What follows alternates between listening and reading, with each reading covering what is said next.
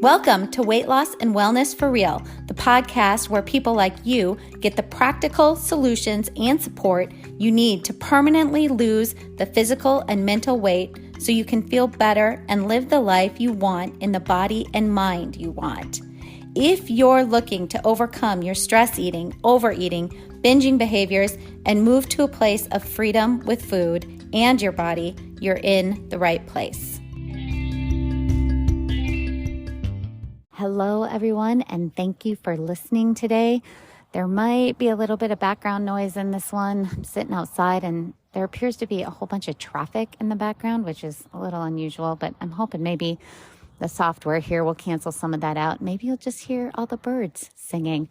Okay, so we're going to talk today about the importance of building a really strong relationship with yourself and how that relationship with you impacts your journey to overcome binge eating, overeating, emotional eating, and really how that relationship is what's going to create results for you in life. And obviously, not just with your weight and maybe some disordered eating patterns, but in regards to everything else in your life. And, I want you to think about your relationship with yourself as sort of the foundation for all your other relationships. So just like a strong foundation supports a really stable and sturdy building, a strong relationship with yourself is the cornerstone of a fulfilling and satisfying life. And when you truly care and love yourself unconditionally, now stay with me here because I know for some of you that's a little uncomfortable,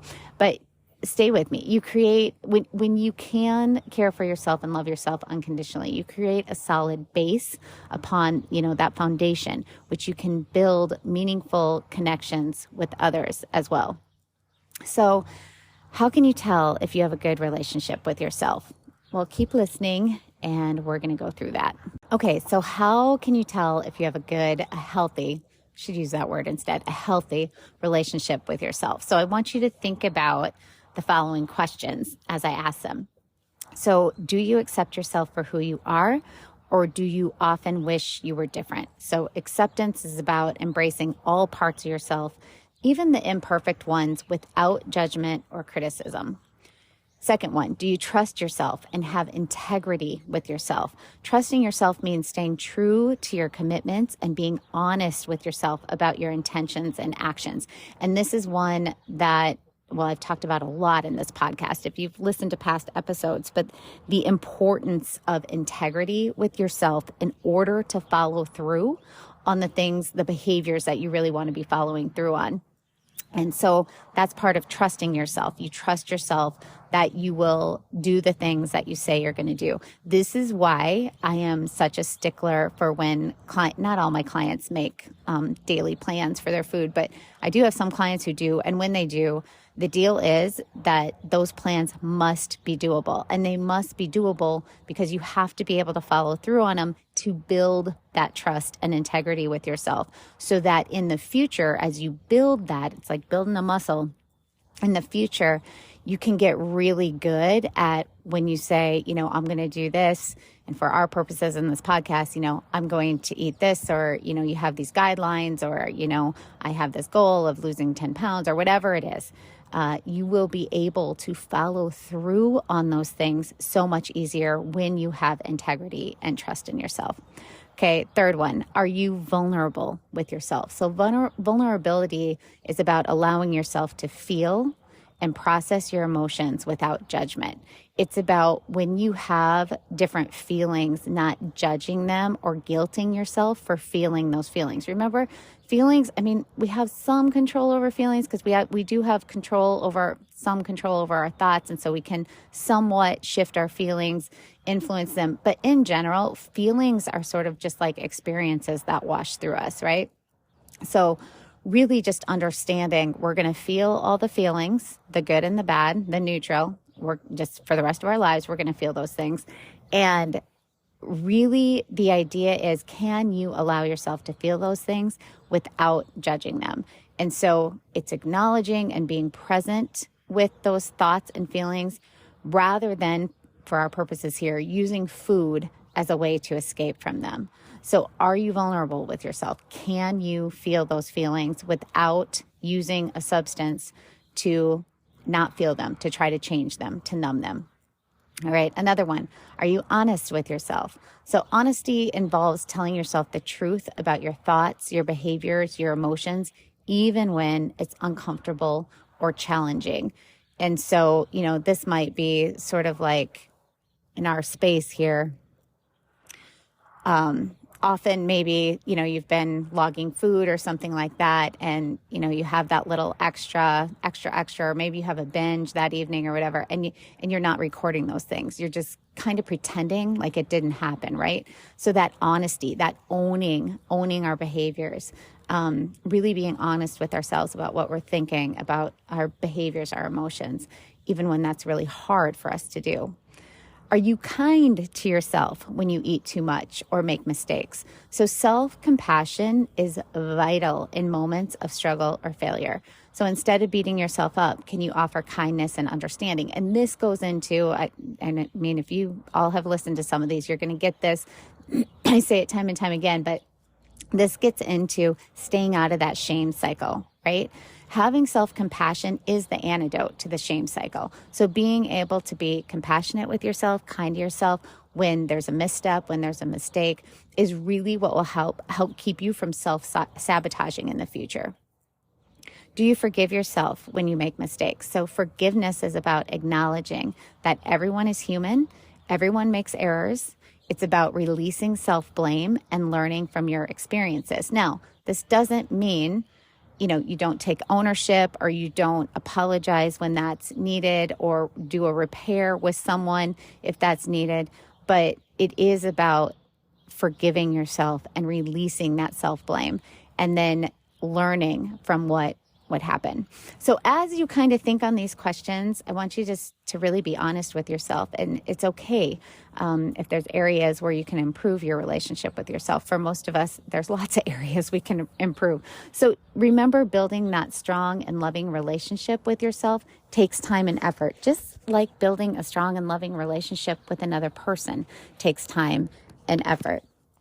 Okay, so let's look at why thoughts are so powerful in shaping that self-relationship, that relationship with yourself. So the thoughts you have about yourself influence how you feel and act.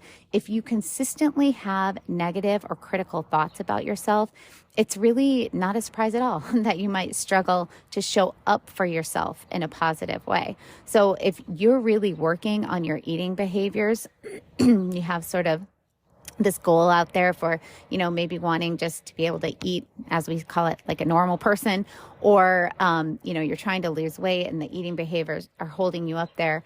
If you're constantly criticizing yourself and thinking negatively about yourself, then you are going to really struggle to show up for yourself in a positive way. Think of if you were in a relationship with someone else and you constantly were saying to them negative or critical things. Do you think they're going to show up for you? We would never expect that. We would, it would be understood that, if we're putting someone down over and over and over again, they're not going to be there for us when we need them. So you got to think about it with yourself. You need to show up in order to show up for yourself, in order to follow through on the behaviors that you're trying to change, on the habits you're trying to shift into or get away from. You really need to have that, that relationship with yourself that is, I want to say positive. I hate that word though, at least more neutral as you're working through this. And so it's important to understand what your thoughts are about yourself, how you're talking to yourself. This is one of the biggest influencers on how you are going to behave. So if you often think, and this is a really common one, this was me forever, I still work on this one. This is most of my clients. If you often think I'm not good enough, we call that a negative core belief. So there's a few negative core self-beliefs, and I'm not good enough as one. Or if you're thinking things like, I always mess things up, thoughts like this lead to feelings of worthlessness or shame. And when you're feeling that way, it becomes really, really challenging to prioritize taking care of yourself or making choices that serve your well-being.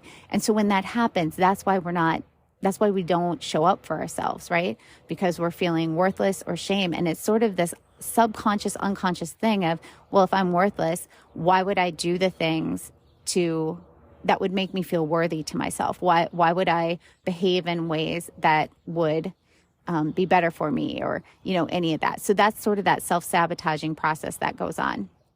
So if you're thinking things and practice thinking things like, I'm worthy of love and care, and you're practicing starting to believe these things like I'm learning and growing every day, can create feelings of self-acceptance and empowerment. And when you believe in yourself and treat yourself with kindness, you're more likely to make the choices and have the behaviors that honor your body and your emotional needs. Now, I know this is a really hard one for a lot of us who are not used to this. It's really uncomfortable to start thinking thoughts that are positive about ourselves. Some of us can't even figure out one thing to say that's positive. That's how I work with clients, to kind of figure out ways that they can start thinking about themselves that are not that uncomfortable. And we often start with just neutral thoughts, right? So a neutral thought so instead of doing this sort of self-affirmation stuff that feels phony and, I'm the most beautiful woman in the world, whatever, that feels phony and not true.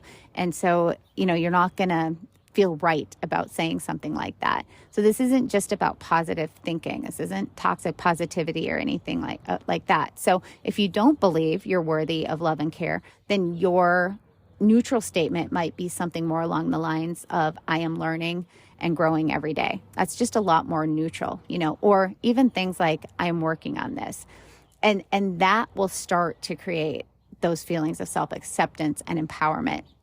And we really want to start to create those feelings, because that's what's going to impact the behavior, the behaviors that honor, well, like I said, that honor your body and your emotional needs. Okay, so how do you work on improving your self-talk and nurturing that positive relationship with yourself? So the first one is you want to practice self-awareness. So start paying attention to your thoughts throughout the day. Notice any patterns of negative or critical self-talk. Awareness is always that first step in making changes. And then this is some stuff from cognitive behavioral therapy, or CBT, that really we have a lot of research behind. We know it works. So the next one is challenging your negative thoughts. So when you catch yourself thinking negatively about yourself, really challenge those thoughts. Ask yourself if they are based on facts or if they are unhelpful beliefs. And then work to sort of shift them with more realistic and even compassionate thoughts, if you can go there. Next one, cultivate self-compassion. So treat yourself with the same kindness and understanding you would offer a very close friend who is facing similar challenges. So acknowledge that everyone makes mistakes, and that's really an essential part of growth and learning. We really need those mistakes to grow and learn. So thinking about, how would you treat your best friend who has just made this mistake or who has done this thing? How would you talk to them? How would you treat them? And that's how you want to talk to yourself and treat yourself during those times. Practice gratitude. So regularly taking time to appreciate your strengths, achievements, and progress. Focus on what you love and value about yourself. And this is really important too, to take that time to be grateful for the progress that you have made, to really look at what are the things I have done right. I often, when I'm working with clients, they come to me, they've had a really bad weekend or kind of went off the rails, as they say. But we can go back and look at, but you kept your water intake where we wanted it, right? Or, but you still got close to your protein goal in. Those sort of things are recognizing what you are doing right, what you have done so far, and really being aware of those and reminding yourself about those things. The next one is setting boundaries. Learning to say no when necessary and setting healthy boundaries with others is an act of self-care, of self-compassion. It shows you that you value your needs and well-being. So this is really important. And I do have past episodes, and sorry, I don't know the number of them, but on setting boundaries, and that's the title of it. So I guess if you scroll, you could find it. But, I do go into, I have in the past, a lot more details on how to set boundaries. Okay, and then engaging in self-care, which, by the way, I don't know why that word is really hard for me, self-care, but I'm using it because you kind of all know what I mean. So make taking care of yourself a priority in your life. And when you do that, you have so much more energy and love to give other people. So this isn't just about being selfish and, I'm only taking care of me, no, it's about being able to take care of ourselves so we can't, those of us anyway, who are helpers in life, and to take care of others, right? And so whether it's spending time doing things you enjoy, maybe engaging in relaxation techniques, maybe it's seeking support from others, really prioritizing those activities that nourish your mind and body and soul. So, so important.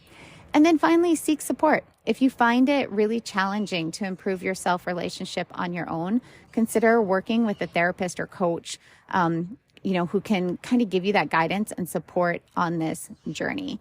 And remember that building that strong relationship with yourself is really an ongoing process. It's not about being perfect, but more about just embracing your imperfections and treating yourself with love and compassion along the way. And as you nurture this relationship with yourself, you're going to find that you become more attuned to your needs and your desires, and you're naturally start to make choices that align with your well-being. And this goes for food. Making choices around food becomes so much easier. And over time, you really discover that joy and freedom that come from really loving and caring about yourself. So take a moment each day this week to really connect with yourself, check in with your thoughts and feelings, and be your own friend. Your relationship with yourself is the foundation upon which you build a life of fulfillment, of authenticity, and of empowerment. And really, when we build relationships with others or ourselves, this is all in the thoughts that we have. It's all in how we think about the other person, how we think about ourselves. That is what creates the relationship and the connection. So remember, this really boils down to how you're thinking about yourself, how you're treating yourself. So as we kind of move through, or as you kind of move through this journey, it's really important to continue to focus on that self-compassion, on courage and love for yourself, and taking small steps each day to improve your relationship with yourself is really important. This can be done through journaling, or just taking a few minutes to think on some things, or even just taking a few minutes to think in your head on the things you have done well. All these things can really help improve that relationship with yourself. All right, so that's it for now. If you have any questions about the services that I offer, you can go to my website at heatherheynen.com. Heynen is spelled Heynen. Lots of details over there. I hope to hear from you. Take care, and we will talk soon.